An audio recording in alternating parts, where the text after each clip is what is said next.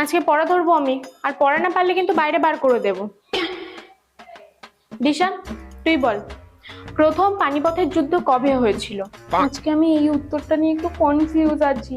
যদি ঠিক না হয় তাহলে তো ক্লাসের সবার সামনে আমার সম্মান নষ্ট হয়ে যাবে। কি যে করবো কে জানে। পারবি না? তুই পড়া করিসনি? এটা কিন্তু আমি তোর থেকে আশা করিনি দিশা। আচ্ছা সোনাই, তুই বল।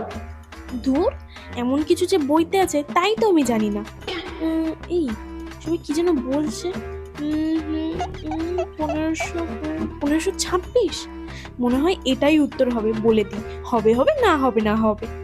ম্যাম, এটার উত্তর হবে 1526 খ্রিস্টাব্দ। ঠিক আছে, বস। আমি যেটা জানতাম সেটাই তো উত্তর। ইস, কেন যে বললাম না, ওই মেয়েটা পেরে গেল।